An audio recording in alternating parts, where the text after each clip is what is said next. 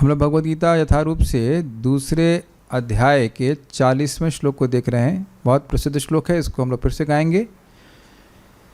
नेहाभिक्रमनाशोस्ति, नेहाभिक्रमनाशोस्ति, उसका गेन बहुत ज़्यादा बढ़ा हुआ है। प्रत्यवायो न विद्यते, थोड़ा दूर से बोलिए। प्रत्यवायो न विद्यते, स्वल्पमप्यस्य धर्मस्य, स्वल्पमप्यस्य धर्मस्य, त्रायते महतो भयात्, त्रायते महतो भयात्। नेहाभिक्रमनाशोस्ति प्रत्यवायो न विद्यते, नेहाभिक्रमनाशोस्ति प्रत्यवायो न विद्यते, स्वल्पमप्यस्य धर्मस्य त्रायते महतो भयात्, स्वल्पमप्यस्य धर्मस्य त्रायते महतो भयात्। नेहाभिक्रमनाशोस्ति प्रत्यवायो न विद्यते, नेहाभिक्रमनाशोस्ति प्रत्यवायो न विद्यते, स्वल्पमप्यस्य धर्मस्य त्रायते महतो भयात्, स्वल्पमप्यस्य धर्मस्य त्रायते महतो भयात्। तो भगवान जिस निष्काम कर्मयोग के बारे में बता रहे हैं, उसकी महिमा का पहले क्या वर्णन किया था कि कर्म बंधम प्रहास्यसि, निष्काम भाव से कर्म करते हुए, भगवान को समर्पित करते हुए तुम कर्म के बंधन को काट दोगे और हृदय को शुद्ध करके आत्मज्ञान का आत्मानुभव प्राप्त करोगे, आत्मा का अपरोक्ष अनुभव प्राप्त करोगे। तो अब कोई व्यक्ति इसमें संदेह करे कि ये योग पूरा नहीं हो पाया तो कोई दिक्कत नहीं हो जाएगी, तो कह रहे हैं भगवान, न इह अभिक्रम नाशस्ति, इह इस निष्काम कर्म योग में या भक्ति योग में, जो जो अर्थ लिए गए, हम लोग भक्ति योग ले रहे हैं, निष्काम कर्म योग शिला बलदेव विद्याभूषण पाद और श्रीधर स्वामी ले रहे हैं। न इह, सबको दिख रहा है इसमें इह? ओ इधर कुछ नहीं दिख रहा है, कौन ला रहा है? अच्छा अच्छा, तो उनको कौन लेके आ रहा है? जो ला रहा है उसको भी तो लेके आना पड़ेगा, तो कठिनाई है। ठीक है। न इहा, श्लोक तो आप जानते ही हैं, न इह अभिक्रम नाशस्ति। यहाँ पे आपको 10 बजने में 5 मिनट पे आना है। सुनाई पड़ रहा है कुछ? सुबह को सुबह नहीं रेस्ट करना है, क्लास के बाद रेस्ट करना है। न इह अभिक्रम नाशस्ति, इह का मतलब क्या समझ रहे हैं? इस भक्ति योग में, इस योग के पथ में न अभिक्रम का नाश नहीं है। जो प्रारंभ कर दिया उसका नाश समाप्त नहीं होगा। ये नहीं कि योग पूरा नहीं हो पाया तो प्रारंभ करना ही विफल हो गया, ऐसा नहीं है। प्रत्यवायो न विद्यते, और इसमें कोई ह्रास भी नहीं है, और मान लो पूर्ण नहीं हो पाया तो ऐसा नहीं कि उल्टा फल आ जाएगा, ऐसा भी नहीं है। और स्वल्पमप्यस्य धर्मस्य, थोड़ा सा भी अगर ये धर्म करता है तो त्रायते महतो भयात्, संसार भय से उसकी रक्षा हो जाती है। कल चर्चा हो रही थी इस पे कि स्वल्प का क्या अर्थ है, जीवन में एक बार भी प्रयास किया है तो ठीक है। और आशय यह नहीं था कि केवल एक ही बार प्रयास करके छोड़ दे, आशय यह था कि जब एक बार करने से इतना लाभ है तो खूब करना चाहिए।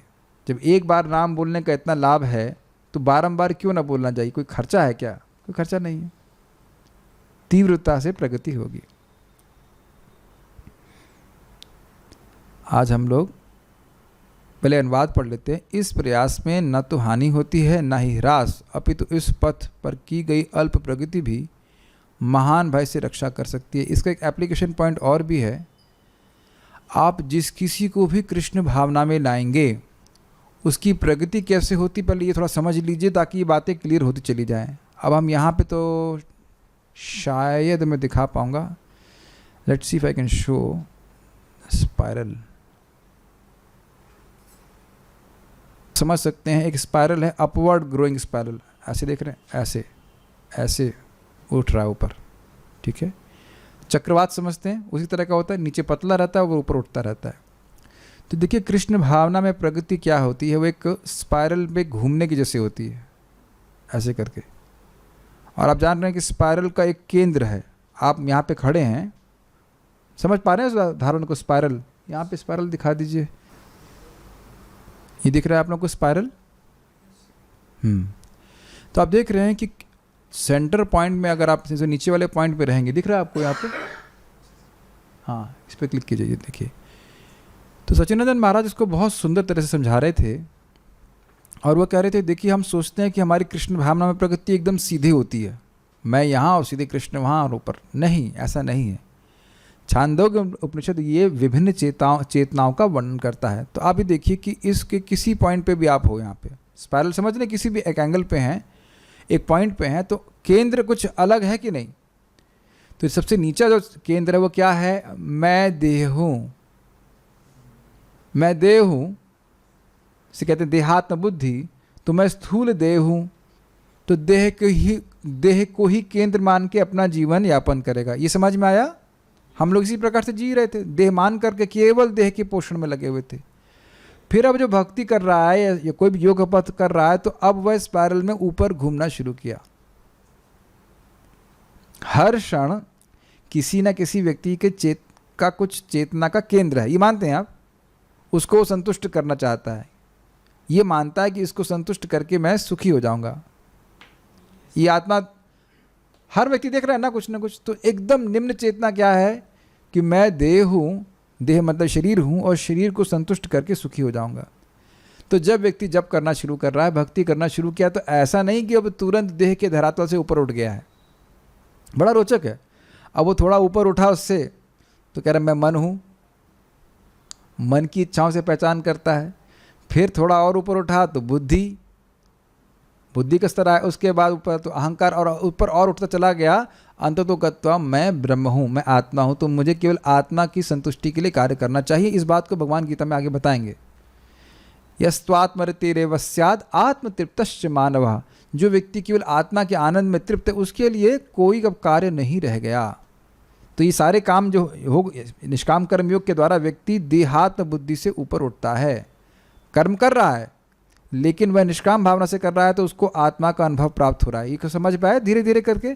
ये ऐसा नहीं होता सीधे होता है, धीरे धीरे देखेगा कि उसकी चेतना ऊपर की ओर उठ रही है। सबको समझ पा रहे हैं। बहुत बहुत अच्छी तरह से महाराज ने समझाया।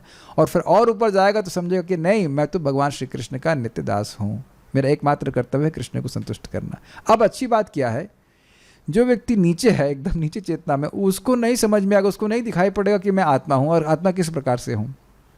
तो उसके लिए एक सीढ़ी की तरह है। इस सीढ़ी नहीं कहना चाहिए, स्पाइरल स्टेयरकेस कह सकते हैं। हाँ, स्पाइरल स्टेयरकेस, या ओके, अग्रीड। आपने देखिए, एक तो स्टेयरकेस सीधी होती है और एक होती है गोल गोल गोल गोल। ऐसे करके हम धीरे धीरे भगवान की तरफ आगे बढ़ रहे। तो आप जान रहे स्टेयरकेस का एग्जाम्पल बड़ा सुंदर है।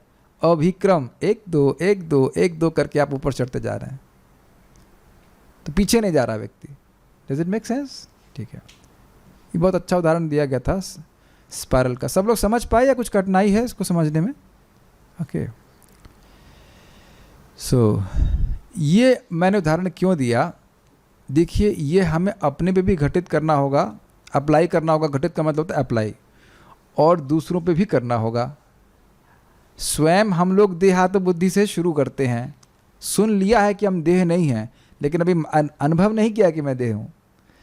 तो हताश होने की जरूरत नहीं है। भक्ति करता रहे, भक्ति करता रहे, आत्मा वाले कार्य करता रहे, तो धीरे धीरे, क्योंकि इसमें नाश तो कुछ है नहीं, धीरे धीरे करके स्वतः वह ऊपर की ओर जाएगा। क्या आप लोग समझ पा रहे हैं इस बात को? जब बोलता हूँ आप लोग, तो मतलब मैं आप लोग को भी देख रहा हूँ, my dear zoom devotees and my dear room devotees. Simultaneously left वाली आंख से जूम डिवोटीज, राइट वाली आंख से रूम डिवोटीज, दोनों को देख रहा हूँ। ठीक है कि नहीं? This is very nice, this is very hope giving. जिस स्तर पे हैं उस स्तर पे आप उस स्तर की भक्ति को कीजिए, उस स्तर के योग को कीजिए, अपने आप प्रगति करेंगे। और बड़ी रुचिकर बात है, अगर इसी स्पाइरल को आप याद रखें, जो केंद्र हट गया वो हट ही गया। अब जिसकी भावना देह से ऊपर उठ गई तो वो उठ ही गई। अब ऐसा नहीं कि वो अपनी देह में भावना करेगा। और जो देह के धरातल पे है उसे कहो तुम आत्मा मानो केवल अपने आप को, तो बड़ा मुश्किल हो जाएगा। इसीलिए यहाँ पे वेद बोल रहा है कि तुम पुरुष हो, तुम्हें ये करना चाहिए, तुम स्त्री हो, तुम्हें ये करना चाहिए। धर्म का पालन करने से धीरे धीरे हमारी चेतना शुद्ध होती है। तो अच्छी बात क्या है, इसमें अभिक्रम का नाश नहीं होता, करता जाता है व्यक्ति और उसकी चेतना क्रमशः ऊपर उठती जाती है। ये आप बताओ ना, हम सभी लोग पहले जब उठते थे तो पहले क्या सोचते थे? स्नान कर लें, अगर स्नान के बारे में सोचते थे, स्नान के बारे में नहीं, खाने के बारे में सोचते थे। हाँ, चाय या खाना या ऐसा कुछ, ट्रेन में देखिए, चिप्स हाथ ले आओ। अब देख रहे हैं लोग एकदम बस अन्न से, अन्नमय कॉन्शियसनेस, अन्न नहीं खाएंगे तो हम मर जाएंगे, अन्नमय अन्नमय अन्नमय, ऐसे करके वो उससे ऊपर कुछ सोच ही नहीं पाएंगे। तो धीरे धीरे करके अगर वो योग का अभ्यास करते तो चेतना उनकी क्रमशः ऊपर उठती है। मैं क्यों बोल रहा हूँ, मेरी बात समझ पा रहे हैं? अपने संग भी आपको धैर्य रखना पड़ेगा। ये नहीं कि अब कल सुना कि आत्मा है और आज से आपको आत्मा का अनुभव हो गया और दूसरा सामने वाले को भी बता रहे हैं, तो आप ये नहीं कर सकते कि आपको समझ में नहीं आए कि आप आत्मा हो। It takes lot of time.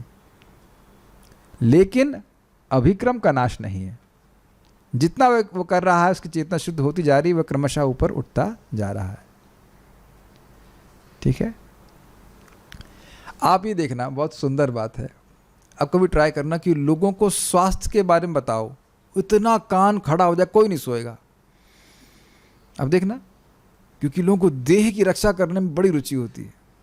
इसीलिए तो जब वृकासुर भाग रहा था शिव जी के पीछे, तो भगवान एक छोटे वामन रूप के आए, कहे अरे शकुनी नंदन, जैसे लग रहा उन्हीं की रिश्तेदारी में, जान पहचान में, अरे देह को इतना दुख नहीं देना चाहिए। तुरंत सुनने लग गया उनकी बात।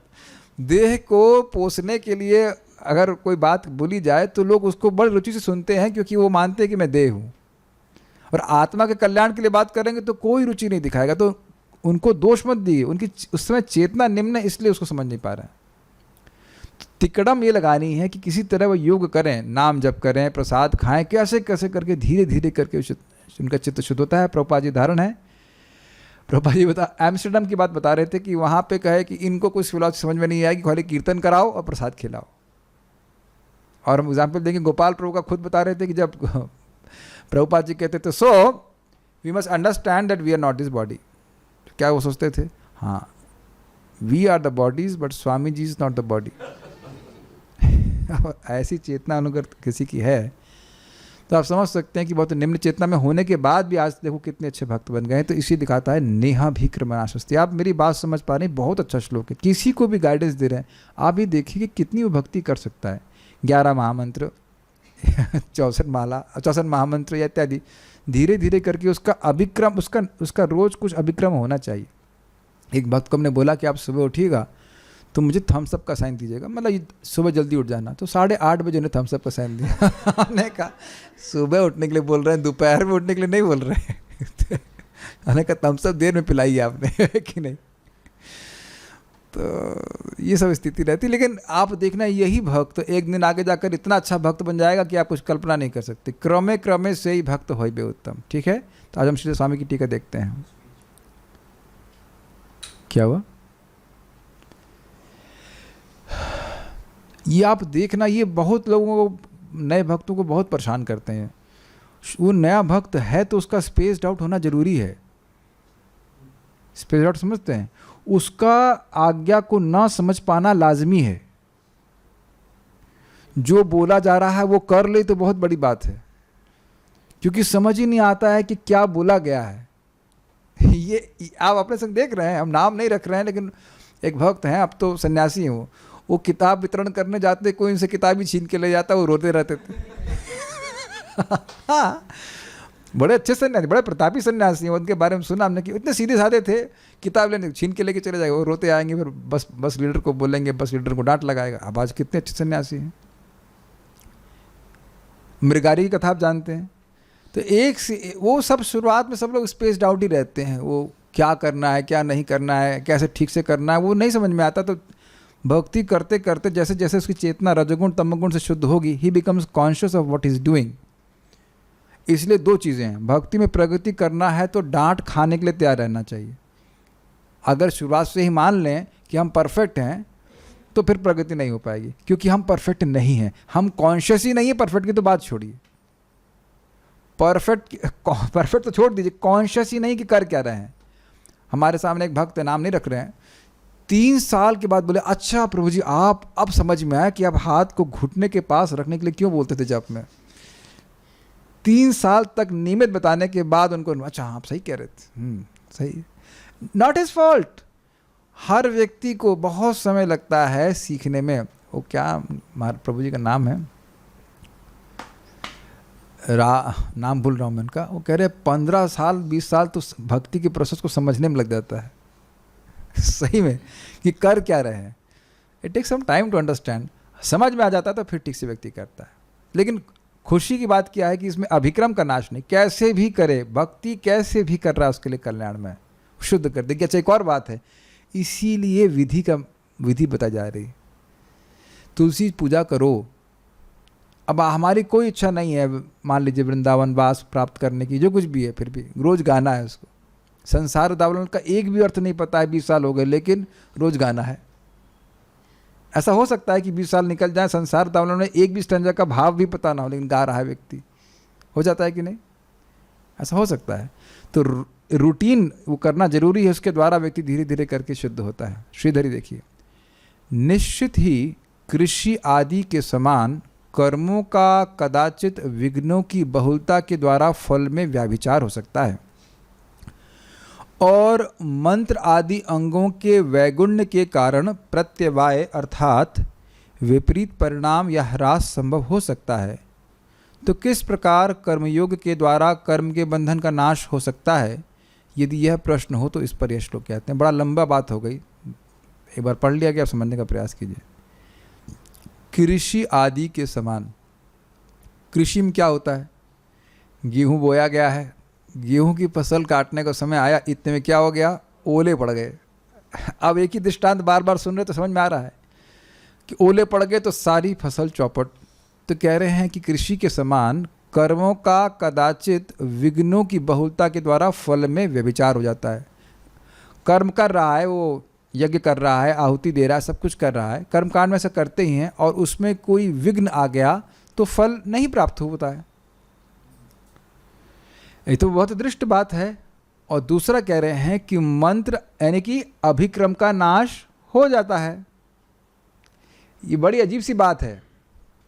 कर्मकांड शुरू किया आपने, जैसे मान लीजिए किसी की शादी का यज्ञ है, तो शुरू किया उसने मंगलम भगवान विष्णु मंगलम गरुड़ ध्वज, उत्ते में उसको बाथरूम आगे चला गया वो अब वो मान लो पंडित जी भाग गए वहाँ से, तो अब ये तो नहीं कहेंगे कि अब 10% शादी का यज्ञ हो गया है, फिर से कराना पड़ेगा कि नहीं करना पड़ेगा?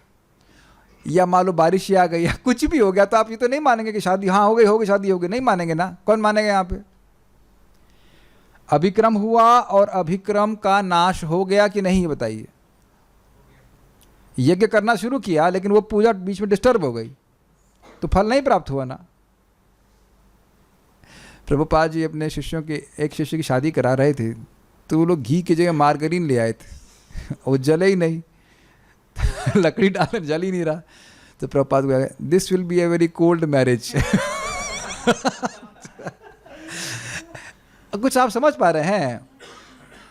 इस जगत में आप बहुत जगह ही देखते हैं, मान लो कोई इंडस्ट्री सेटअप किया, शुरू किया है, लेकिन अब वो चली ही नहीं, तो वो बीच में स्थगित हो गया, तो वो पड़े रहते हैं। आप लोग के कॉलेज के जाते समय लेफ्ट साइड में एक बिल्डिंग पड़ती थी ग्रे कलर की, कुछ वो मॉल बना रहे थे ना शायद कुछ, और वो कुछ नहीं हुआ, सब छोड़ दिया बीच में, तो वो किसी काम की नहीं रही। तो अभिक्रम का नाश हो गया कि नहीं? अभिक्रम मतलब प्रारंभ, कुछ किया उसने।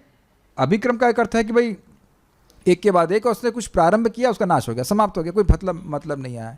गेहूँ बोआ, सब कुछ किया, लेकिन विघ्न आ गया तो फल ही प्राप्त नहीं हुआ, ये अर्थ। ठीक है। और दूसरा क्या है? प्रत्यवाय का अर्थ समझिए, मंत्र आदि अंगों के वैगुण्य के कारण प्रत्यवाय अर्थात विपरीत परिणाम या ह्रास संभव हो सकता है। ये समझने का प्रयास कीजिए। कोई यज्ञ कर रहा है और उसमें मंत्रों का उच्चारण ठीक से ना हो तो जो फल आना चाहिए उसके विपरीत आ जाता है। देखिए, इसका उदाहरण है वृत्तासुर। वृत्तासुर जी की उत्पत्ति एक यज्ञ के द्वारा हुई, तो वहाँ पे बोला गया इंद्रहा, है ना, इंद्रहा। तो इंद्र को वो कहना चाहते थे कि ये इंद्र को मारने वाला हो, लेकिन हल्का सा वो उच्चारण में अंतर हो गया, या इंद्र का शत्रु हो, ये अर्थ है एक्चुअली। तो हल्का सा उच्चारण में बोलने में कुछ दिक्कत हुई थी, भागवत में वर्णन आता है, तो उत्तर ये होगा कि इंद्र जिसका शत्रु है। वृत्तासुर इंद्र के शत्रु नहीं थे, इंद्र वृत्तासुर के शत्रु हो गए। थोड़ा सा भी मंत्रोच्चारण में कुछ अंतर आ जाता है तो फिर फल में अंतर आ जाता है। तो कह रहे हैं मंत्र आदि अंगों के वैगुण्य के कारण जो गुण होना चाहिए उससे अलग गुण है, उसे कहते हैं विगुण, वैगुण्य। विगुण अलग गुण जा रहा है, विपरीत गुण कह सकते हैं। मंत्र ठीक से नहीं बोले जाते हैं तो कर्मकांड में फल ठीक से नहीं प्राप्त होता है। समझने का प्रयास कीजिए कि देखिए, वर्णाश्रम में कहा जाता है कि पुत्र की कामना हो तो पुत्रेष्ट यज्ञ कीजिए, ठीक है। अब उस यज्ञ को व्यक्ति कर रहा है किस इच्छा से बताइए? पुत्र प्राप्त करने की इच्छा से। अब अगर उसमें कुछ गलती हो गया, पहली बात अगर वो कर्म पूरा नहीं हुआ तो पुत्र मिलेगा नहीं, और दूसरा मंत्र उच्चारण में कुछ गलती होगी तो पुत्री मिल सकती है या कुछ और मिल सकता है, तो असुर पैदा हो जाए। अब मुझे भूल रहा हूँ, अभी तो याद नहीं आ रहा, लेकिन ये कर्म कांड में बहुत होता है। लेकिन अब निष्काम कर्म यज्ञ में क्या कह रहे हैं? अग्निहोत्र के जो कुछ भी कर रहे हैं वह इस भावना से किया जा रहा है कि ये भगवान को प्रसन्न करेगा। तो अब केवल भाव परिवर्तित होने से इतना प्रभाव हो गया कि उसको शुरू करने मात्र से कोई नुकसान नहीं होने वाला, उसका फल आना है। बेसिकली इंटेंशन की बात है। आप देख रहे हैं कि जो व्यक्ति इस प्रकार से निष्काम भावना से कर रहा है वो भगवान को बहुत प्रिय है, इसलिए भगवान उसको प्रिजर्व कर रहे हैं। भगवान का सीधा प्रोटेक्शन यहाँ पे आप देख रहे हैं कि मान लो वो कर्म पूरा नहीं भी हो पाया तो भी भगवान प्रसन्न है, क्योंकि वो जान रहे किस उद्देश्य से किया जा रहा है। ओके, कुछ समझ पा रहे हैं? अभिक्रम का नाश नहीं होता है और कोई उल्टा पुल्टा रिजल्ट नहीं मिल जाता।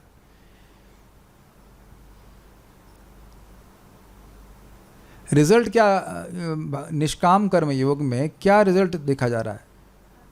आत्मा का साक्षात्कार। उल्टा रिजल्ट क्या है इसका? कुछ है ही नहीं उल्टा। उल्टा रिजल्ट क्या है इसका? उल्टा कुछ रिजल्ट ही नहीं है। पुत्र प्राप्ति करें, राज्य प्राप्ति करें, इनके कुछ उल्टे रिजल्ट आ सकते हैं, लेकिन आत्मा का अनुभव का उल्टा रिजल्ट क्या है? कुछ भी नहीं है। अगर आप विचार कीजिए तो कुछ समझ पा रहे हैं इस बात को? आत्मा का अनुभव का एक ही रिजल्ट है, आत्मा का अनुभव।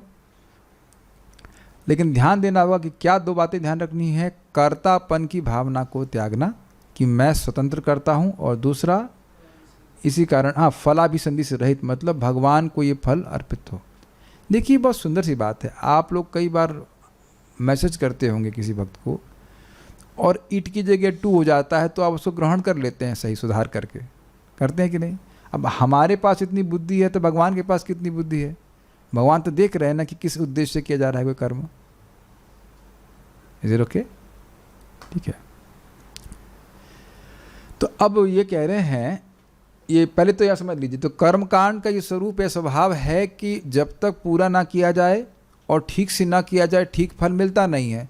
तो ये कह रहे हैं कि आपने कहा कि पिछले श्लोक में कहा कि इस निष्काम कर्म योग की बुद्धि के बारे में सब सुनो, इसके द्वारा कर्म बंध को तुम प्रकृष्ट रूप से समाप्त कर दोगे। ये तो बहुत बड़ी बात हो रही है। अरे खुद ही एक कर्म दो फैक्टर पर निर्भर करता है कि एक तो पूरा होना चाहिए और दूसरा इसमें कुछ गड़बड़ नहीं होनी चाहिए, तब जाके फलीभूत होता है। और आप कह रहे हैं कि ये इतना शक्तिशाली है निष्काम कर्म कि ये पूर्व के सारे कर्मों का बंधन नष्ट कर देगा। ये कैसे हो जाएगा? तो इस पे श्लोक कह रहा है। कठिन हो रहा है समझने में, मुश्किल हो रहा है। कर्म अपने आप ही दो टांगों पे खड़ा है जो बहुत कमज़ोर हैं। एक गलती हो ही सकती है और दूसरा ये कि वो पूरा ना किया जाए, बहुत सारे विघ्न आ सकते हैं। तो आप ऐसा कैसे कह रहे हो कि ये सारे कर्म बंधन को नष्ट कर देगा? कर्म बंधन अपने आप में एक विघ्न है कि नहीं? कठिन हो रहा है क्या समझने में? ठीक है।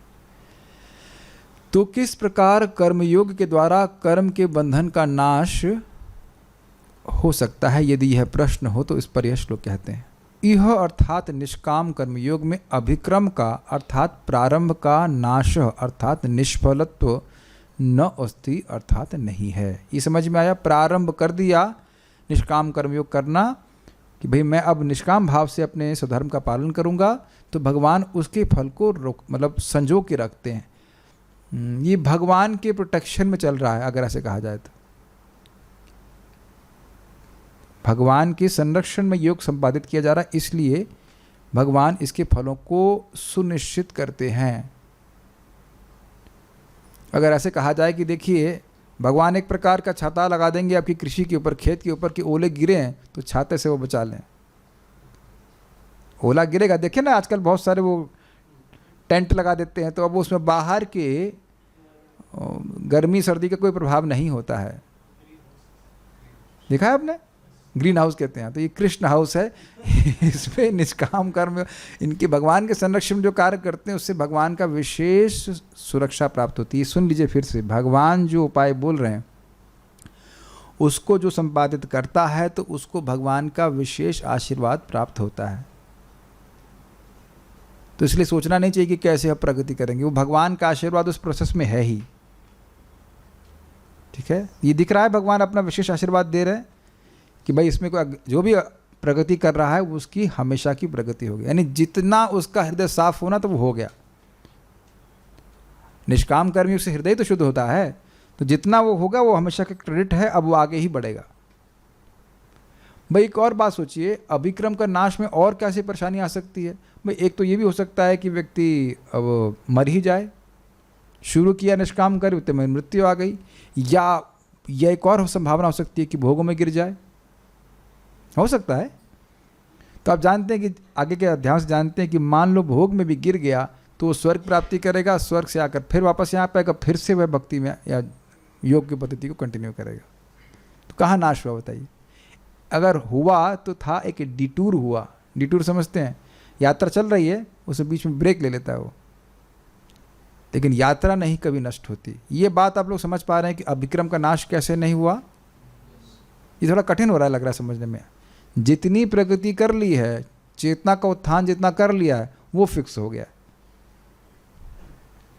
ठीक है, वो मान लो कभी कोई जो भी उसने भोग प्राप्त हो गया, भोग में लिप्त हो गया, वो उसकी जो चेतना की प्रगति हो गई उसको नाश नहीं कर सकता है। देखिए यहाँ पे अगर आप अपने चित्त को देखिए, भगवान का भजन कर रहे हैं, अब ऐसा नहीं कि हम सारे भोग तुरंत छोड़ दिए हैं, ऐसा नहीं होता है। लेकिन भोग में प्रवृत्त होने के बाद भी ऐसा नहीं कि भगवान की भक्ति का जो विश्वास है वो टूट गया है। मैं समझा पा रहा हूँ मैं क्या कह रहा हूँ। पूर्व के संस्कार वश जो कुछ भी व्यक्ति भोग में प्रवृत्ति भी हो जाए, लेकिन वह भक्ति के सुख को भूल नहीं पाता है, फिर वह भक्ति में आता है। यह भी आप देखिएगा जब आप लोगों को हेल्प कर रहे हैं, ये होना ही है, सबके संग होता है, और जिसको आप बता रहे उसके संग भी हो रहा है, होगा ही। हर एक की आसक्ति अलग अलग प्रकार की है, तो वो आसक्ति तुरंत नहीं जाती है, घूम के फिर आ जाती है, फिर उसमें पड़ जाएगा, फिर नहीं प्रभु जी कभी नहीं करूँगा, फिर उसमें प्रवृत्त हो जाएगा। लेकिन जैसे जैसे वो भक्ति करता जा रहा है, जो जिसकी टेंडेंसी है वो कम होती चली जा रही है, फॉर गुड, हमेशा के लिए। तो प्रोत्साहित ही करना चाहिए कि आप करते रहो, क्रमशः सब कुछ हृदय पूरी तरह से शुद्ध हो जाएगा। Is it okay? ठीक है। तो ऐसा है ही नहीं कि कोई व्यक्ति भक्ति कर रहा है, या निष्काम कर्मियों कहिए, भक्ति कहिए, वो उसका प्रारंभ कर दिया हो तो उसका नाश हो जाए, समाप्त हो जाए, ऐसा हो ही नहीं सकता। क्योंकि मन में व्यक्ति की संधि होता है, ये बिजनेस तुम कर रहे हैं ना भोग का, तो स्टैब्लिश्ड बिजनेस है, इसके तो बड़े व्यापारी हम हैं। अब इधर नया बिजनेस डालना में तो कुछ खतरा है, मान लो उसमें नुकसान हो गया तो माया मिले ना राम, ऐसा कहते हैं ना, इधर भोग भी छूट गया और राम भी नहीं मिले। नहीं, राम तो मिलेंगे ही, भगवान तो प्राप्त होंगे ही भक्ति योग में, क्योंकि अभिक्रम का नाश होता ही नहीं। ठीक है, आगे देखिए, प्रत्यवायः च न विद्यते, अर्थात ह्रास भी नहीं है। ह्रास का अर्थ समझते हैं, कुछ कमी नहीं आती, जो है ये थोड़ा अंतर समझिए दोनों चीज़ का। जो प्रारंभ कर दिया वो पूर्ण नहीं होने से समाप्त हो गया, जीरो हो गया, ऐसा नहीं होता। ये क्लियर? कितनी फसल आई, अरे फसल पिट गई, मतलब कुछ नहीं प्राप्त हुआ। तो एक तो ये था कि अभिक्रम कर रहे थे, शुरू किए, वह नाश नहीं हुआ, उसको नष्ट नहीं किया सकता। दूसरा है कि कमी भी नहीं आने वाली है, डिमिनिशन समझते हैं, ये बड़ा सुंदर है, ये बड़ा सुंदर बात है। आप जानते हैं, क्षीणे पुण्य मर्त्य लोकम विशंति, जो पुण्य करके स्वर्ग जाता है उसके पुण्य क्षीण हो जाते हैं, क्षीण होते हैं, और वह नीचे गिर जाता है। सुना है भगवद गीता में?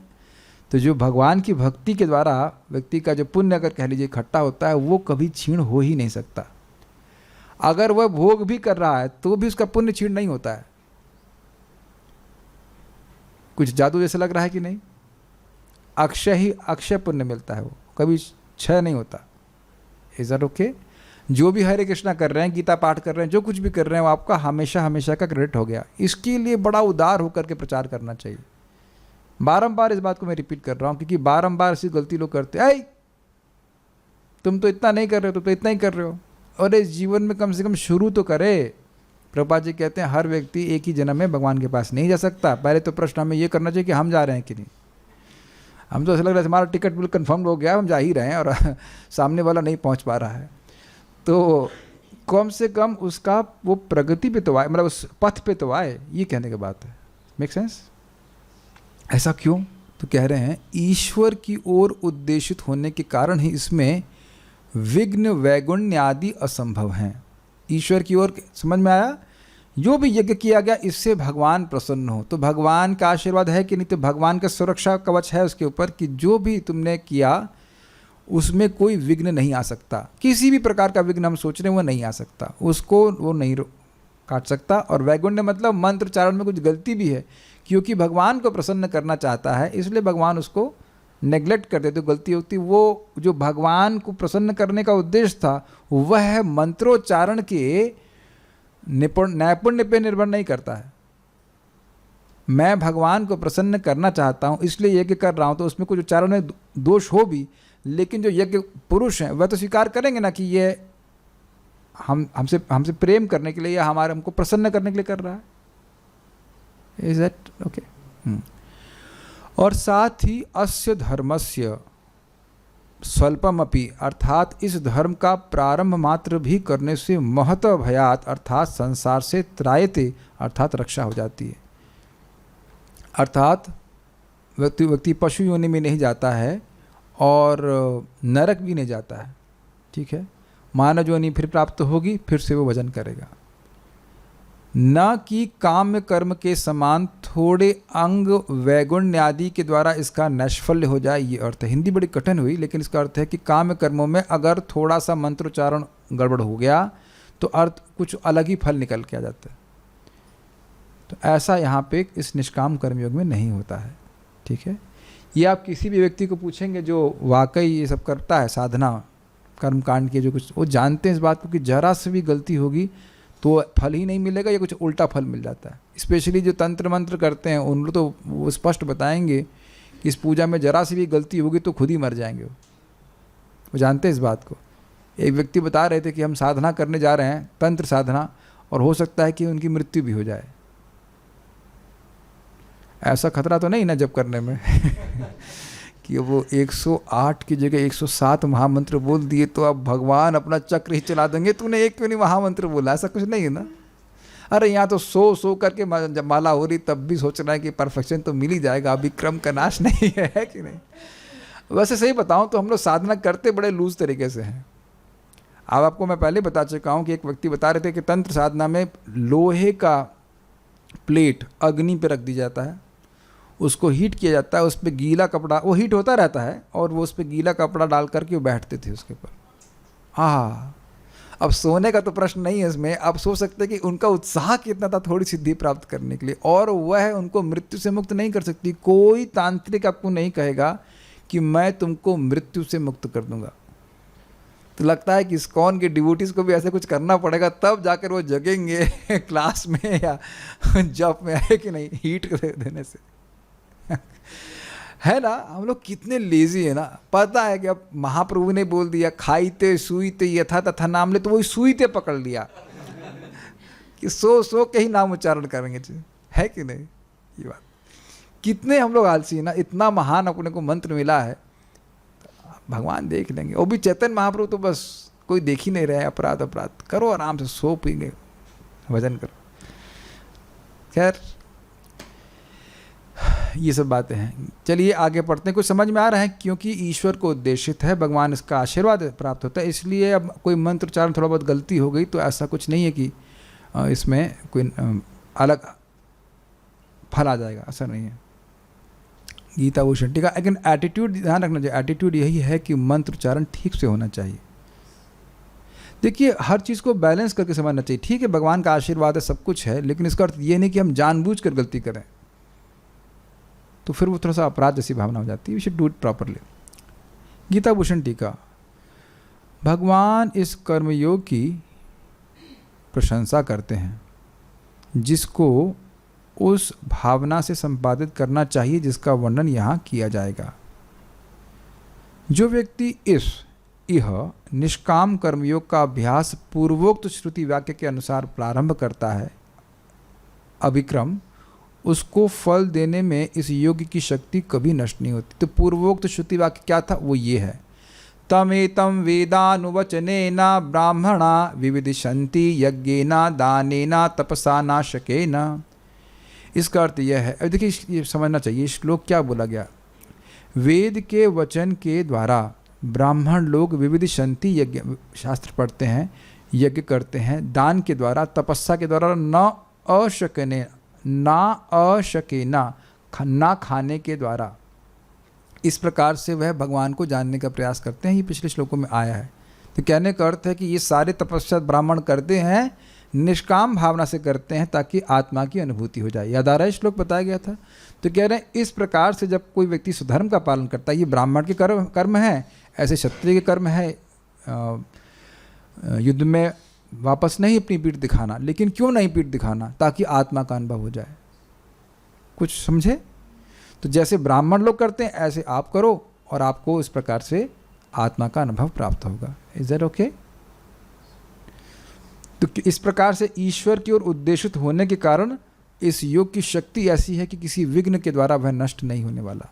या कोई मंत्र उच्चारण में कुछ गलती हो, या आपके युद्ध करने में कुछ गलती हो जाए, या हार गए या कुछ हो जाए, उससे कोई मतलब नहीं है। हारो या जीतो, दोनों ही सिचुएशन में आपको आत्मा का अनुभव प्राप्त होगा।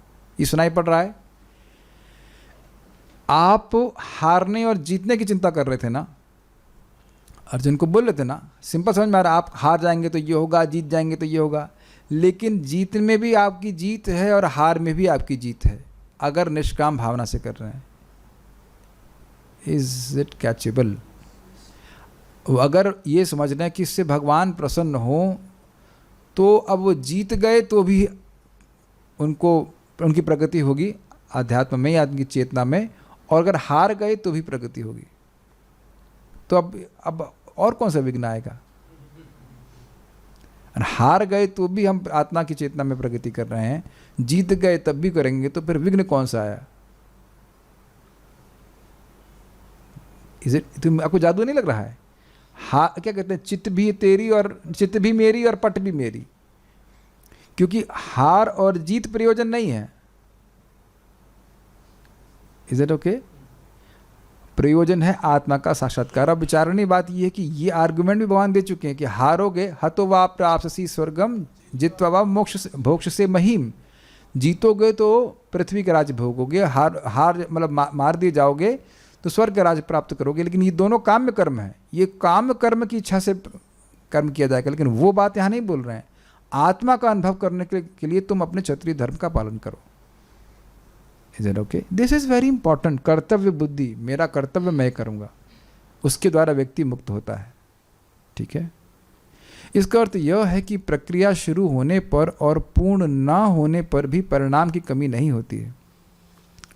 इस योग में मंत्रों के गलत उच्चारण या अन्य किसी त्रुटि से कोई विपरीत परिणाम नहीं होते हैं। यह प्रत्यवाय का अर्थ अब समझ में आ रहा है आप लोग को? अभिक्रम मतलब प्रारंभ किया लेकिन उसको नाश नहीं होता, और प्रत्यवाय मतलब उल्टा रिजल्ट नहीं आता है। अगर मंत्र उच्चारण गलत होता है या आपकी कुछ उस धर्म को पालन करने में कोई दिक्कत होगी, तब भी कोई उल्टा रिजल्ट नहीं आएगा।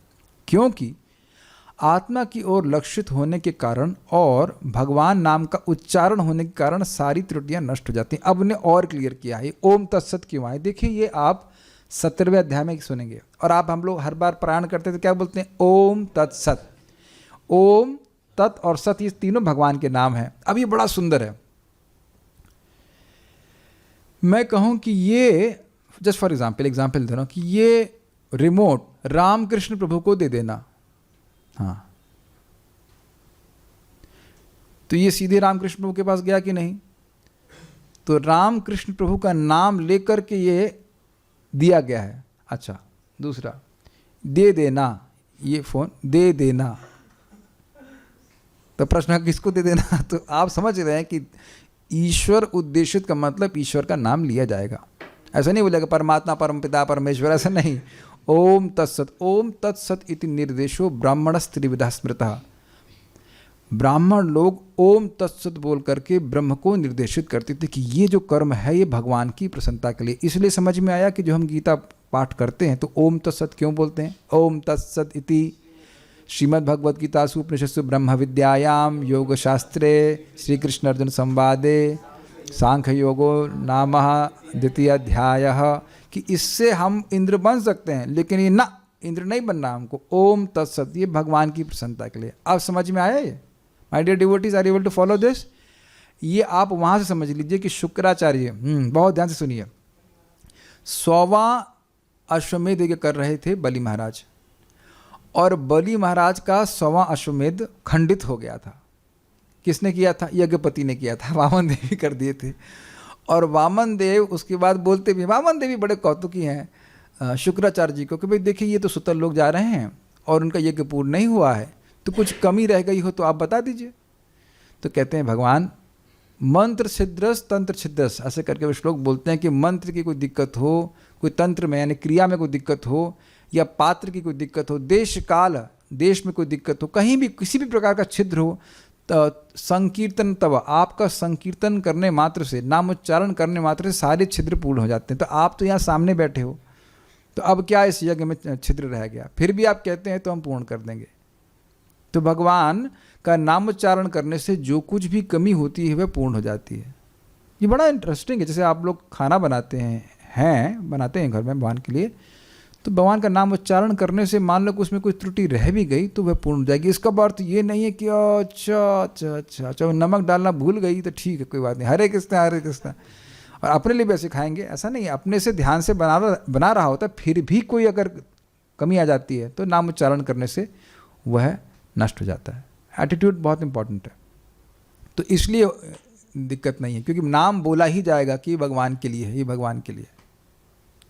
क्लियर हुआ कि क्यों विघ्न नष्ट नहीं होते, विघ्न नष्ट हो जाते हैं? ठीक है। निष्काम कर्मयोग के रूप में संपादित और भगवान को अर्पित इस धर्म के थोड़े से अनुष्ठान से भी अनुष्ठाता संसार रूपी महान भय से बच जाता है, यानी महतो भयात त्रायते। ठीक है। भगवान बाद में कहेंगे कि पार्थ नैवे हनामुत्र, भगवान ने कहा हे प्रथापुत्र, कल्याण कार्यों में निरत योगी को न तो इस लोक में और न परलोक में ही विनाश होता है। हे मित्र, भलाई करने वाले कभी बुरे से पराजित नहीं होता। भगवद गीता 6.40। पार्थ नैवे हनामुत्र विनाशस्तस्य विद्यते न ही कल्याण कृतम कश्चित दुर्गतिम तात गच्छति। जो कल्याण में कार्य में लगा है, भक्ति के कार्य में लगा है, योग के कार्य में लगा है, उसका कभी नाश नहीं हो सकता। कदाचित भोग में प्रवृत्त हो भी जाए तो भी भगवान उससे प्रेम करते हैं, वो आगे अपनी प्रगति करता रहता है। नेक्स्ट।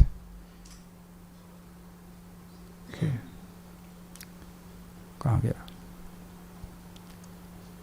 सकाम कर्म तभी फलीभूत होते हैं जब उनका संपादन सभी अंगों के उपसंहार के साथ किया जाए। सकाम कर्म मतलब जैसे पुत्र प्राप्ति की इच्छा, तो वो तभी फलीभूत होगा जब उसका संपादन सभी अंगों के उपसंहार के साथ किया जाए। मतलब अच्छा भाई, यज्ञ की वेदी बनाओ, बना लिया, गोबर लेके आओ, गोबर से लीप दिया। अब गोबर नहीं लेके आए तो नहीं हो पाएगा यज्ञ। अच्छा, लकड़ी लेके आओ, घी लेके आओ, ये सारा कुछ, और एक एक स्टेप को पूरा करना होता है, तब जाकर के बेटा मिलेगा या जो भी फल मिलेगा। और नहीं तो क्या मिलेगा भगवान जाने क्या मिलेगा पता नहीं। My dear devotees, is it understandable? उपसंहार, उपसंहार का मतलब कंक्लूड। ये काम हुआ, पूरा हो गया, अच्छा नेक्स्ट ये काम करो पूरा, फिर नेक्स्ट, ऐसे करके होता है। मैं इसे समझाने का प्रयास करूँ। देखिए, मान लीजिए आप खाना बना रहे हैं, वो भी एक प्रकार का यज्ञ है, तो अब आप देख सकते हैं कि उसमें कुछ स्टेप्स होते हैं। आप लोग को पता है कि नहीं, से खिचड़ी हम लोग बनाते थे तो पहले खिचड़ी में क्या करते थे, पानी गर्म करो। अब ऐसा नहीं कि पानी गर्म हुआ नहीं, ठंडे में ही चावल डाल दें। थोड़ा होता है ना, पहले पानी गर्म करो, पानी गर्म हो गया, उसका एक उपसंहार हो गया, हाँ इतना टेम्परेचर हो गया है, बनाते हैं ना सुनील प्रभु। तो उसका चावल नहीं, उसका दाल डालते तुरंत, हाँ याद आ गया, ब्राह्मण को याद है, दाल डालते, स्वाहा इदम कृष्णाय इदम नमः, स्वाहा हो गया, ठीक है। उसके बाद तुरंत चावल डालते ना, दाल का मतलब जो झाग वो निकलना चाहिए, और अब दाल जब थोड़ा गलने लग जाए तब आपको सब्जी डालना है। आज खिचड़ी का फार्मूला बता दे रहा हूँ मैं। तो अब जब हल्की सी थोड़ी सी दाल पक जाए तब आपको चावल डालना। तो देख रहे हैं एक एक स्टेप का उपसंहार होता जा रहा है, तब खिचड़ी पकेगी, नहीं तो ये खिचड़ी गड़बड़ हो जाएगी। और ये नहीं कि हल्दी तुरंत डाल देंगे, जब एकदम चावल पकने लग जाए तब हल्दी डालिए, ऐसे करके होता है। उसके बाद सारा ये जो उपसंहार हो गया, चावल पक गया, उसके बाद छौंक मारिए, होता है कि नहीं। एक पॉइंट आप देखेंगे, एक एक स्टेप का पूरा होने के बाद आप शुरू करते हैं। क्या हो रहा है?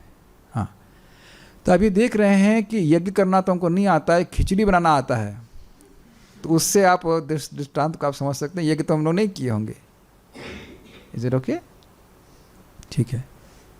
तो कह रहे हैं कि ऐसा नहीं है, भगवान की ओर लक्षित होने के कारण भगवान की कृपा से कुछ त्रुटि रह भी जाती है तो वह पूर्ण हो जाता है। और अभी आप जानते हैं कि मान लीजिए खिचड़ी बना ही रहे हैं भगवान के लिए, पहले से पता है भगवान के लिए बना रहे हैं, तो उसमें कुछ नमक वमक कुछ ज़्यादा कम हो भी जाए तो भी भगवान स्वीकार कर लेते हैं, और फिर भक्त लोग भी स्वीकार कर ही देते हैं। हमको अच्छे से याद है कि IIT में पहली बार हम हलवा बनाए थे, स्मॉल स्केल, नॉट पब्लिक।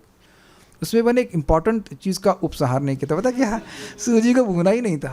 आओ आओ आओ, और कच्च कच्च करे। हमने कहा ये तो कुछ अलग लग रहा है, ये तो कुछ वैसा नहीं लग रहा। लेकिन भक्त लोग इतने निर्दोष, सॉरी मतलब अदोष दृष्टि है, कहते वाह वाह बहुत अच्छा बना है, बहुत अच्छा बनाने का। कुछ तो कमी है, कुछ तो कमी है, कुछ गड़बड़ कर दिया है कि सूजी भुनी ही नहीं गई है। तो अब फिर भी फल आया ना, फिर भी भगवान ने स्वीकार कर लिया कि नहीं, और भक्त भी इसको खा ही लिए, कुछ आशीर्वाद मिल ही गया। Make sense? तो भगवान की भक्ति में इस प्रकार का भगवान दोष नहीं देखते, वो भाव देखते हैं कि वो मेरे को संतुष्ट करना चाहता है। लेकिन हाँ, ऑब्वियसली हमको इम्प्रूव करना चाहिए। ये नहीं कि मैं उसके बाद भी सूजी को बिना भूंजे ही बना रहा था, इम्प्रूव। बट एक और समझ लीजिए, क्या बोलते हैं, विद्वान व्यक्ति बोलता है वैष्णवे नमः, है ना, और मूर्ख कहता है क्या है, विष्णाय नमः, विष्णाय नमः। कृष्णाय तो सिर्फ विष्णाय लेकिन कृष्णाय नहीं होता है, वैष्णवे नमः होना चाहिए। तो कोई मूर्ख है वो कह रहा है विष्णाय नमः, और एक विद्वान कह रहा है विष्णवे नमः। तो कह रहे हैं दोनों को ही भगवान स्वीकार करते हैं, भावग्राही जनार्दन, भाव स्वीकार करते हैं। तो भाव यही है कि भगवान को संतुष्ट करना। तो उसमें कोई त्रुटि भी होती तो भी भगवान उसको पूरा फल देने वाले होते हैं। एक बात रुचिकर आ जाएगी फिर से कि भगवान ने शुक्राचार्य से ये क्यों पूछा कि इनकी यज्ञ में कुछ त्रुटि हो तो पूर्ण कर दो। पता है क्यों? बड़ा सुंदर महाराज समझा रहे थे, इसलिए कि ताकि अगले मनवंतर में जब बलि महाराज इंद्र बनेंगे तो कोई ये न कह दे कि इन्होंने तो 100 यज्ञ पूरे नहीं किए हैं इसलिए वहीं पूरा करा दिए भगवान। यद्यपि इस मनवंतर में तो वह इंद्र नहीं बनेंगे, अगले मनवंतर में इंद्र बनेंगे, और कोई कह ना दे कि भाई इन्हें तो 100 यज्ञ नहीं किए इसलिए भगवान पहले ही पूरा करा दिए। तो पूरा फल मिला कि नहीं मिला? यद्यपि वो यज्ञ नष्ट हो गया था, एक तरह से पूरा नहीं हो पाया था, विघ्न आ गए थे। विघ्न क्या आ गए थे? भगवान स्वयं आ गए थे, लेकिन भगवान स्वयं उसको पूरा कराए। Is very nice. आप इंस्ट्रक्शन सुनाई पड़ रहा है आपको, अपना परफेक्शन की गारंटी भगवान ले रहे हैं, हमें खाली उनकी बात सुननी है। और अगर और आप समझना चाहते हैं तो अब देखिए समुद्र मंथन को, और ये आपको मेरी बात ऐसे समझ में नहीं आएगी, आपको पूरा सीरीज सुनना होगा परम पूज्य राधा गोविंद महाराज का, तब आपको समझ आएगा मैं क्या कह रहा हूँ। जगह जगह विघ्न आए, और भगवान ने बारंबार देवताओं की सहायता करी, क्योंकि देवता भगवान का बात सुन करके, उनका उपाय सुन करके वो कर रहे थे। तो अपने जीवन में आप देखेंगे कि बहुत सारी न्यूनता का अनुभव करते हैं, हम ये नहीं कर पा रहे, हमारा मन नहीं लग रहा है, हमको समझ में नहीं आ रहा। आप भक्ति करते रहिए, भगवान के आशीर्वाद से सब कुछ करने का सामर्थ्य हो जाएगा। भगवान का आशीर्वाद उसमें रखा है, केवल हम अकेले इस युग को नहीं कर रहे हैं। ठीक है, और क्या है यहाँ पे रुक गया, यहाँ भी है आगे।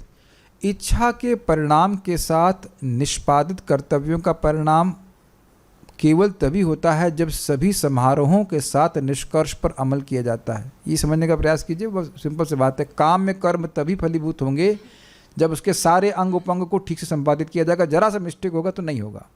एक बड़ी रुचिकर घटना है भागवतम में, अम्बरीश महाराज के पिताजी, अम्बरीश महाराज के पिताजी के पिताजी, जहाँ तक मुझे स्मरण आ रहा है, एक राजा थे, तो यज्ञ करने में बड़े तेज थे। तो उनको उनके लड़के को, एक लड़के को कुछ राज्य में दिया नहीं गया, नाम भूल रहा हूँ, नाहुस महाराज थे शायद, नाहुस नहीं थे, नाहुस नहीं थे, कुछ और थे। नाभाग नभग राजा थे, उनके बेटे थे नाभाग। तो नाभाग गए तपस्या करने के लिए, लौट करके आए तो पूछे कि हमारे लिए क्या, हमारे लिए पैतृक संपत्ति के रूप में क्या दिए? तो कह रहे पिताजी को ले जाओ। पिताजी को ले जाए, भाई लोग बड़ा चीटिंग किया कि पिताजी को ले जाओ। पिताजी क्या करेंगे, पिताजी बुढ़े हो गए।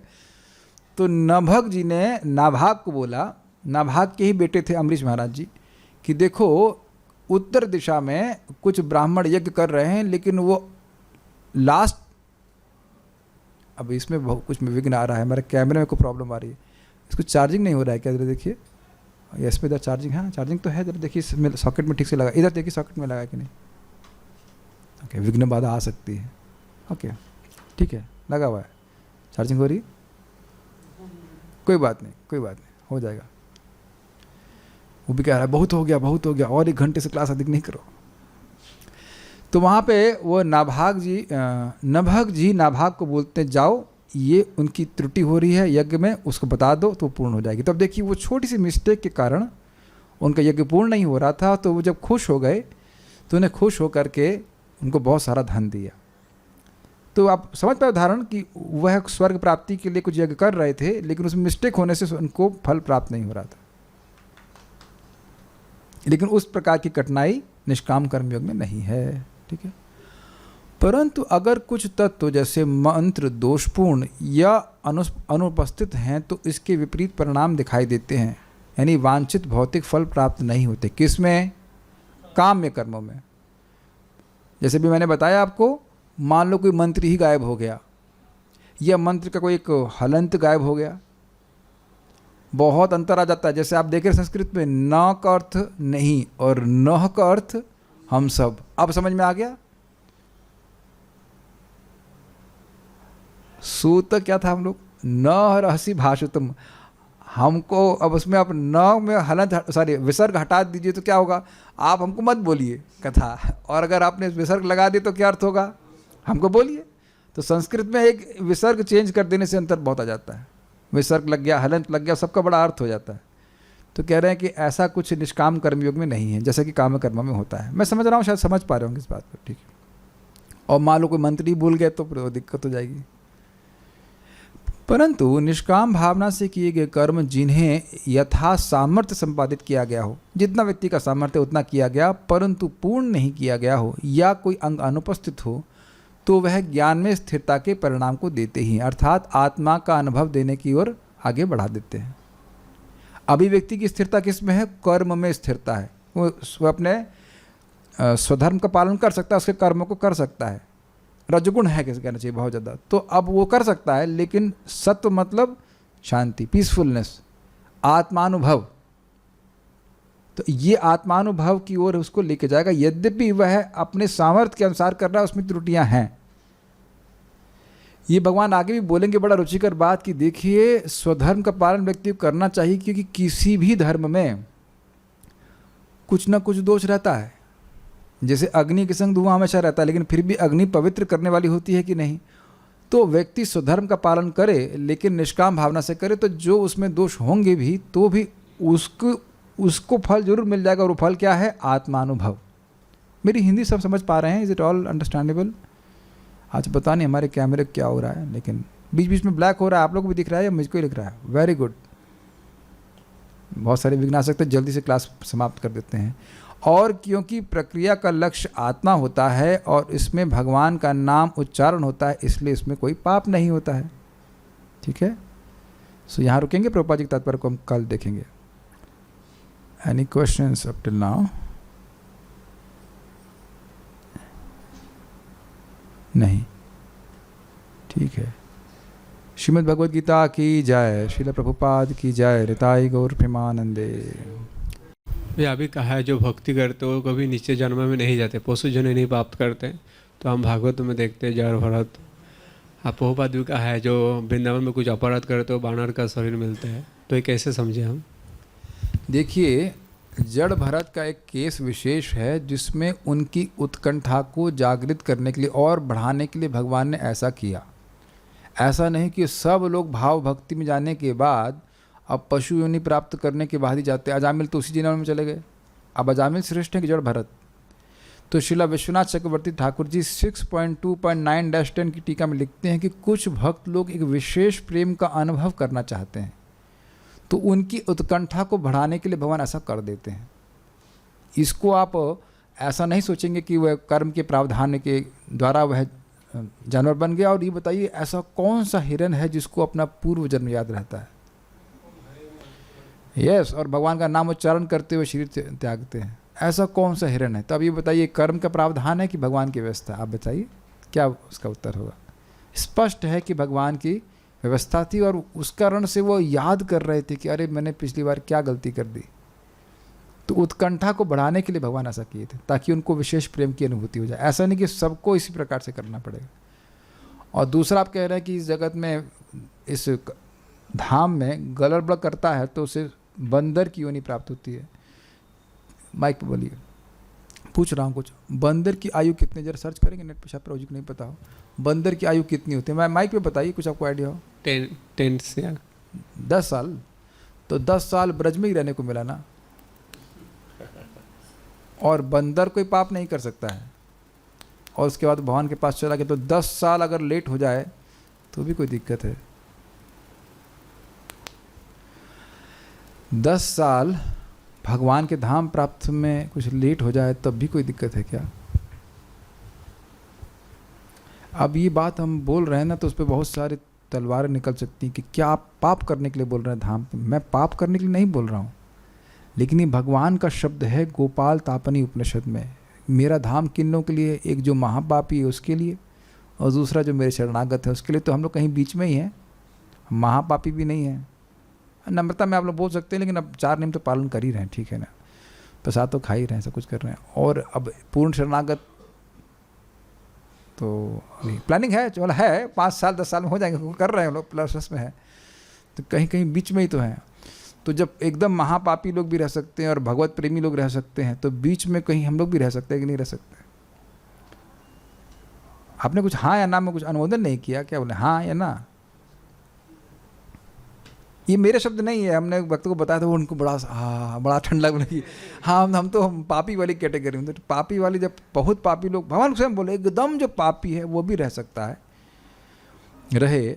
और क्या प्रमाण है? प्रमाण है कालिया जी। कालिया प्रभु यहीं रह रहे थे ना, बस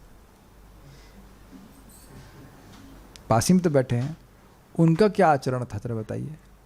एक बात बता दीजिए कि जो उनके आचरण से अपने जीवन में वो करने को मिलता है। बस यही कि जब मुंह खोले तो जहर नहीं निकले कि नहीं, जिससे लोग जल जाए, है कि नहीं। और फिर भी भगवान उनके पर कृपा किए। अब पूर्व जन्म भक्त थे, अब वो तो आप उनका पोथी पढ़ करके आए हैं कि नहीं, हमको वही पता नहीं। आप प्रमाण दिखाइए क्या थे। होंगे ऑब्वियसली, कुछ होंगे, हमको नहीं पता। लेकिन इस जन्म में तो आप देख रहे ना, ऐसा कुछ कार्य नहीं कर रहे थे जिसको आप देखेंगे कि भक्त है। तो ब्रज में, अच्छा पूतना का हिस्ट्री जाने होंगे आप पिछले जन्म की। देखिए, आप भगवान की कृपा को कर्म में क्यों बांध रहे हैं? जो ब्रज में आता है उनकी, वो भगवान की कृपा के बिना आ ही नहीं सकता। कल ही बता रहे थे तनिष्क प्रभु की, उनके जानकार व्यक्ति हैं, आ ही नहीं पा रहे हैं। डिवोटी भी हैं भगवान के, आ नहीं पा रहे हैं, स्पर्श नहीं कर सकता इस भूमि को। भगवान की कृपा नहीं, स्पष्ट लिखा है, भगवान विष्णु की कृपा से एक क्षण के लिए भी व्यक्ति नहीं आ पाता। सो एनीवेज, हम खाली मेरी बातें कहाँ से आ गई। हाँ, तो घबराओ मत, भक्ति करने वाले का उत्थान होता है, वो बस भगवान की गोद में ही है। और जो कुछ भी सुख दुख आ रहा है वो भगवान की अध्यक्षता में। ऐसा नहीं कि देखिए, अब एक पॉइंट क्या है, हिरण बनने के बाद तुरंत तो इंसान नहीं बनता है ना। बनता है? नहीं बनता है। आप जानते हैं कि कोई व्यक्ति अगर संसार में पड़ गया, नीचे गिर गया, तो वो क्रमिक विकास के द्वारा ही इंसान का जन्म प्राप्त करेगा, और उसके बाद वो भक्ति करेगा नहीं करेगा कोई भरोसा नहीं है। सब लोग समान समझ रहे हैं इस बात को जूम पे भी। लेकिन ऐसा उनके संग नहीं हुआ। पहले तो हिरण बने, और हिरण बनने के बाद भी उनको अपनी पूर्व स्मृति पूरी याद रही, एकदम याद रही। हम लोग को याद नहीं है, इसलिए हम थोड़ा सा कूल रह लेते हैं। अब अगर मान लीजिए आपको ये पता होता कि अरे पिछले जन्म में ही मैं निकल जाता, अगर ये गलती नहीं करता, तो अगर वाकई याद होता ना, तो हमारा जीवन कुछ अलग ही होता। Do you agree with that? आप हम इसको एक उदाहरण से दे रहे हैं कि जैसे हम आईटी में तीसरी बार मैंने मेरा निकला था, तो पहली बार की गलती को याद था मेरे को, इसी जन्म में करे थे ना। दूसरी बार की गलती का भी याद था कि यार ठीक से नहीं पढ़ा था लेकिन और अच्छे से रिवाइज नहीं किया। करते हैं कि नहीं बताइए, याद रहता है ना। और तीसरी बार में एकदम व्यक्ति फोकस हो जाता है उस पर कि नहीं, हम जो गलतियाँ करे थे दोबारा वो नहीं करेंगे। Make sense to you? हमको बताया जा रहा था कि ज़्यादा किताब मत पढ़ो, एक ही किताब को बार बार घोटो, वही याद आएगा, अस्त्र वही सब आएंगे तुम्हारे एग्जाम में याद आएंगे। वो मैंने सुना नहीं था पहले, बहुत सारी किताबें पढ़ रहा था तो भ्रमित हो गया था एग्जाम देते समय। आप मेरी बात समझ पा रहे हैं मैं क्या कर रहा हूँ? कई बार एग्जाम देता तो समझता पिछली बार ये गलती करी थी इस बार नहीं करूँगा। हम लोग को याद नहीं है, शायद हम बिल्कुल क्लोज थे पिछले जन्म में भगवान के पास जाने के। It can be possible. नहीं, हम अपने पे पूरा घटित कर रहे हैं कि हम लोग बिल्कुल क्लोज थे, कुछ भोग कर लिया, कुछ गलती कर ली, फिर इस जगत में आ गए। क्या प्रमाण है इसका? हिरण प्रभु क्या प्रमाण है कि कुछ गलती किए थे कि इसलिए आ गए? क्योंकि इसलिए आ गए, क्योंकि आ गए इसलिए गलती कर दी। Come on, it's very simple my dear प्रभु, तब समझते नहीं आप। ये शरीर प्रमाण है कि हम गलती किए। अब ये सोच ही नहीं रहा व्यक्ति कि 16 माला करके और 4 नियमों का पालन करके प्रभुपाद जी की कृपा से, महाप्रभु की कृपा से आप हमेशा के लिए छूट जाओगे। अब जो इसको समझ लेगा वो कैसे दांत से इस नियम को पकड़ेगा बताइए? समझ, दांत से पकड़ने वाला एकदम पकड़ के चलेगा कि कल मैं अपनी 16 माला कैसे करूं। Is it not? अब अच्छा बुरा छोड़ दीजिए, करना है और करना है, न लेफ्ट न राइट। गुरु मुखा पद्मा वाक्या चित्ते कोरिया आइक्या। आप कहेंगे ये एक ही बात बार बार क्यों बोलते हैं? परम पूज्य जयप्रताप महाराज इस बात को बोल रहे हैं, anyone who is chanting 16 rounds following 4 regulative principles is going back to godhead in this life, guaranteed. अब कितनी बार बोला जाए इस बात को? प्रभुपाद जी की बात को बोल रहे हैं। प्रभुपाद जी ने स्पष्ट बोला है, do you think I have come to cheat you? पहले जाके प्रचार कीजिए, तब देखिए कितना मुश्किल है कि अमेरिका में जाके प्रचार कर देना। उन्हें कुछ नहीं पता कृष्ण भावना के बारे में। दुबे जी तो हैं अमेरिका में, आप देखिए रहेंगे कितना कठिन है। वहाँ के निवासियों को ही करना बहुत मुश्किल होता है, भारत के लोग तो आ जाते हैं किसी तरह से। You think Prabhupada has come to cheat us? Come on. तो व्यक्ति को पूरा ताकत लगाना चाहिए, और नहीं भी पहुंचे तो अगली बार इस्कॉन के जीबीसी बन जाएंगे, घबराइए मत। ठीक है कि नहीं? क्या दिक्कत है, इस्कॉन रहेगा 10,000 साल तक। आप लोग कभी अपने जीवन को ऐसे देखते नहीं? ऐसे लंबे फ्रेम में, समय ज़्यादा हो रहा है और नहीं बनेगा, कई जन्मों के फ्रेम में देखिए, क्या चिंता है? पूरी ताकत लगाइए, पार तो पार, नहीं तो अगली बार फिर आगे अच्छे से भक्ति करेंगे। मैं कुछ कहने वाला था, हाँ ये फिर से रिपीट कर रहा हूँ, आज सुबह बता रहा था, बड़ा सुंदर है। जो व्यक्ति शाश्वत लाभ को अशाश्वत लाभों के लिए छोड़ता है तो वह शाश्वत लाभ से भी वंचित होता है और अशाश्वत वस्तु में तो जाएंगी ही। कितना सुंदर है ना? कौन उसको काट सकता है? चाणक्य जी की जय, चाणक्य प्रभु की जय। अमेजिंग, क्या बात उनकी नीति है ना? कितना सुंदर है, एकदम दिखाई पड़ रहा है कि भगवत धाम को जाना है, अब भजन करना है, 16 माला जप करना, 4 प्रेम का पालन करना है, लेकिन और जो वस्तुएं कभी भी छीन ली जाएंगी उसके पीछे लगा पड़ा है व्यक्ति, तो वो तो छीन ही ली जाएंगी। मृत्यु सर्वहरस चाहम, और भगवान का धाम भी छूट जाएगा। तो जो मूर्ख व्यक्ति है वो इसी प्रकार से करेगा। हमको मूर्ख नहीं बनना है। जो व्यक्ति सुबह उठ गया, उसकी 16 माला हो गई होंगी, आपके सभी लोगों की 16 माला हो ही गई होंगे। नहीं भी होंगे तो हाथ मत खड़ा करना, मैं अज्यूम कर रहा हूँ कि हो गए होंगे। ठीक है, हाँ आप लोग सिंसियर है, मैं जानता हूँ, तो हो गए होंगी, है ना? हाँ यस, सब लोग हाँ बोल रहे हैं इधर, सब लोग ठीक है, तो हो गए होंगे। अब जो व्यक्ति रोता रहा, ये हो गया वो हो गया, तो वो तो रोना तो उसका गया, उसका भौतिक जो प्राप्त करेंगे वो तो छीन लिया ही जाएगा, छीना ही वो छीनने के लिए दिया जा रहा है। ऐसे सोचिए, वो छीनने के लिए ही दिया जा रहा है ताकि दुख हो इसको। ये भी सीखा नहीं है, इसको दो और तो छीन लिया जाए उससे, छीनने के लिए ही दिया जा रहा है। और अगर कोई व्यक्ति इन्हीं भौतिक वस्तुओं को भगवान को अर्पित करता है तो शाश्वत लाभ प्राप्त हो जाएगा। एक लास्ट लाइन बोलूँगा, नरसिंह पुराण में लिखा हुआ है कि भाई मुक्ति देने वाले भगवान जब पत्र पुष्प से संतुष्ट हो जाते हैं तो तुम मुक्ति के लिए क्यों प्रयास कर रहे हो? Simple. So let us offer our activities for Krishna and become liberated. I'll stop here.